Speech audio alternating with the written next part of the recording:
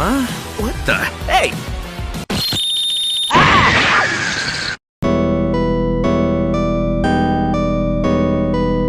I'm back, and we have a bunch of new updates on the Sonic 30th anniversary leaks, and 2 new updates. One from Zippo and one from Tyson Hesse, so lots of info. We also have Sonic Movie 2 finally moving to their new location in Hawaii, which is where they're going to be filming the good stuff, like the really good stuff. I also have updated details on the very controversial Sega NFTs, which I'm not exaggerating by saying literally everyone is upset about. I've been looking and I haven't seen anyone not upset about this, so I have a feeling this news is not going to make anyone happy. So before we jump into these stories, I need your help to save this video. Drop a like, not only to make the news get to more people, but because we are on the horizon of a massive announcement. So smash like if you're as hyped as I am for most of these 30th anniversary releases. So with these 3 massive stories, it only makes sense to start with the one causing the most anger amongst Sonic fans. So as of the time of recording this, yesterday, Sega of Japan announced it will be collaborating with Double Jump to create a line of NFTs across its IPs. You get some NFTs, you get some IPs. Now, there has been a lot of talk recently about NFTs, so you likely already have some thoughts on them. However, on the off chance you just woke up from a 3-month coma and don't know what an NFT is, I'll briefly explain in the simplest way possible before I get into the reason why everyone is upset. So, NFT stands for non-fungible token, and this token is used to show the uniqueness or rarity of a digital item. There can be a lot of copies of it, but they each have a unique code, let's say, to tell which one the original is. Exactly like how paintings are sold. Sure, you can replicate or scan it, but there's only one original. So these tokens basically create a value or rarity to a digital item. Now, conceptually, this doesn't sound bad, so as you can imagine, this is not what is upsetting everyone, but at least you now know what NFTs are. And since Bitcoin has been on a consistent rise, it's causing there to be a clear environmental damage as the result of the massive amount of energy it takes to create these coins. Bitcoin itself has had a documented piece in the puzzle of environmental issues, so naturally it's causing people to mentally incorporate all crypto into this window. And reasonably so, since almost all coins will result in similar environmental concerns if they were to get popular. This is a quickly accelerating problem that everyone is totally valid to feel upset about. So, when Sega announced they were going to collaborate with Double Jump to create a line of NFTs from their catalog of brands, the fires erupted. Every single Sonic fan was furious. Even Larry King's assistant was begging for them to stop. Don't do it, please.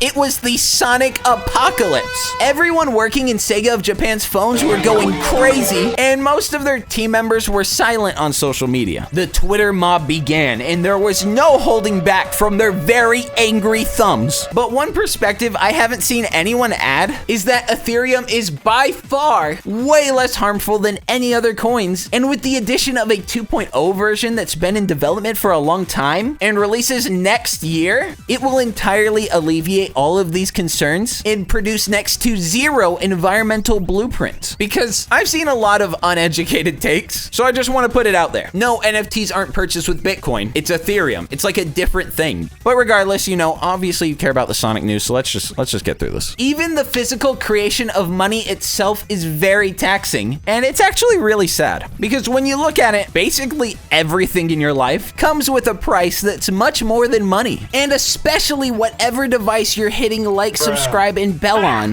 which you're doing right now, right? I am not excusing any environmental toll Ethereum has had, but I think a lot of people are just hearing phrases go around without any actual info and are just repeating these claims without further research. And I'm not shaming that, as this is something I am totally guilty of with how many podcasts I hear every day. I think since Bitcoin really does have a major environmental impact, and with it being the most popular cryptocurrency, it's causing people to unfortunately assume the process is the same for Ethereum, which just isn't true. I've even heard some people say, there's no evidence of them moving to a cleaner method, it's all BS. But the transition to 2.0 has already begun, like a while ago. You can literally transfer Ethereum to 2.0 this very second. So the system is clearly about finished. It is just being rolled out, sort of like the 30th anniversary game info, right? The Sonic 30th anniversary game is surely nearing completion, right? Right, Sega, right? And the reason I want to say something about this is that it's directly affecting the Sonic community, and I'm seeing it firsthand. I'm seeing a lot of people that are also mad because NFTs are mostly purchased by these crypto billionaires. And while I understand and entirely relate to their feelings, fine art is already the exact same, and I'm not seeing people get upset over artists selling their paintings for around $1,000 at all, especially when this trend is helping more small artists than fine art ever has. And yes, a lot of Sonic artists. I'll get into it in a second, but they are literally getting chased off the platform just for making NFTs, which regardless of your opinion on them, is straight up bullying and not okay at all. I personally know so many small artists who could not afford rent and were literally going hungry some nights and now are able to finally live comfortably. So I don't really see the argument of NFTs are only helping the rich when millionaires are literally paying a lot of money to small artists with a currency that sort of doubles as an increasing stock if you hold it. Aren't we supposed to be taking the rich's money? Isn't this good? The big difference is, in fine art, the value of a painting lies almost entirely in the painter's name, rather than, the art itself. In fact, most fine art pieces are only sold from a handful of painters. However, with NFTs, I'm seeing artists with no name to them making these cool animated 3D pieces and whatever, and they're gaining a lot of interest. I don't want to talk about this issue anymore, as anyone is completely free to think whatever they want, but it just seems like a very uncompassionate take. And I hate to see the community not taking any of this into account and downright shaming and harassing any artists who make NFTs, including Sonic artists. Yes. Personally, I have no interest in NFTs or the line of Sega ones. This all seems like an overly controversial topic when nobody's talking about any of the industries doing far more damage or even acknowledging the solutions to solve these environmental issues. You're just screaming in anger at Sega on Twitter. It's totally okay if you hate NFTs, but it's downright wrong to direct hate towards the artists and individuals doing their job in Sega Japan. Whew. Smash a like if I made some good points, because I'm really going to need it. And speaking of false information, let's get into the 30th anniversary leak update. First, I want to start by taking a look at a post recently made by Tyson Hesse, not only the creator of Sonic Mania Adventures, but the man who single-handedly saved movie Sonic. After this, we have an update from Zippo himself, but Tyson really sets the tone for these details. So, Tyson's post begins about the future of Sonic games and what he wants from the franchise, and goes into his thoughts on the recent major 30th anniversary game leaks. He says, Also, don't believe any news you've read from any of the few notable leakers out there this year. It's all complete bullshit. Ooh, so that was a pretty heavy statement. He doesn't name the leaks he's referring to, but it's pretty clear it's the Zippo leaks. Especially with how he writes, notable leakers, which Zippo is the only notable leaker to drop Sonic leaks. In fact, there's been very few Sonic leaks as of lately. Now, as it stands, Zippo does have a pretty good reputation with his insider reports coming true. And with Nintendo going after him, there's a lot of credibility to his word. So it's really down to whose word is worth more. Which is obviously Tyson, who created Sonic Mania Adventures and, resuscitated movie Sonic. Having done both of those, it would give him absolutely no reason to put out false information. But we also have to consider that there is 100% confirmation on the Sonic Colors remake. From there being an accidental public pre-order to the company who worked on it putting their dub in their portfolio, it's clear this is coming soon. So, when looking back at the Zippo leaks, the reports he's writing are based off of the information he physically has managed to get. So, it's not a reach to assume he is filling in a lot of blanks. But, to his credit, he does say when he's speculating the titles that will be in the new collection. All he knows is there will be a collection, What's in it will be up to time. And with Tyson calling out the legitimacy, I returned to Zippo's original leak to cross-reference and get a refresh on all the information. I wanted to figure out what we've actually seen come true and come into our physical mortal realm. First thing I noticed is that since the original posting, there's been a handful of new updates written out, likely to clarify things, since there's been a lot of criticism from people just saying it's fake. Sus!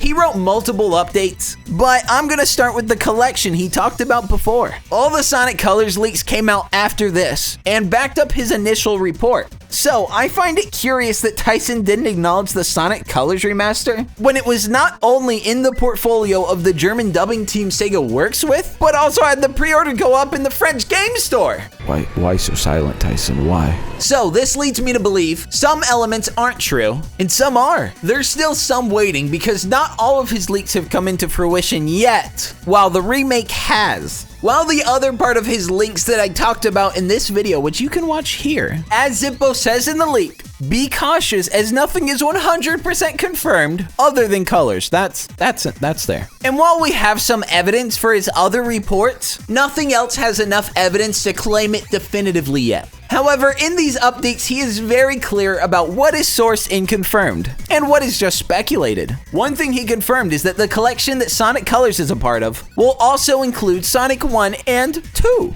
And the Retro Engine remakes at that, which are the best versions. He also included updated information about the new 2D Sonic game, which adds up to the previous Sonic licensing sheet, which specifically said multiple games would be releasing. Zippo speculates off of the information he has that it will be more like Sonic Rush than the classic games, but his details are limited. All he knows for certain is that it's a new 2D game, and he also has a bit of evidence to lead him to believe that this title will be developed by a game studio called Dimps. This is the studio that made Sonic Advance, Sonic Rush, and like a ton of other games. And I cross-referenced all of this information myself, and I believe they are definitely working on some big project. This is not a small studio, as they have a headcount of 294 people this year. And that's a lot considering their last release was in 2019, meaning they have to be announcing something soon, as this type of studio is generally releasing multiple games a year. So they're likely putting all their resources into this one project. Maybe it's even a remastered version of Rush. It could even be more than one game if the rumor that they will have a singular massive collection is real. But there is no confirming that the developer is chosen just yet, but keep in mind, all signs are seeming to point to that conclusion. Okay, you've suffered enough. Now to the Sonic the Hedgehog 2 updates. This is what you're here for, right? So it's been a bit, but filming in Fort Langley has ended. Round of applause. And now that it's wrapped there, I'm happy to say it appears only a small bit of the movie will be taking place in Green Hills. I know a lot of people were worried because they were there for a long time, but it seemed like they didn't film too many scenes, which is exciting because this is where it all really kicks into gear. So they are now heading out to Hawaii, probably already there actually. There's a lot of speculation whether they'll be filming Emerald Hill, Angel Island, or maybe even just something entirely different there. So we will soon get answers. This is an NBC News special report.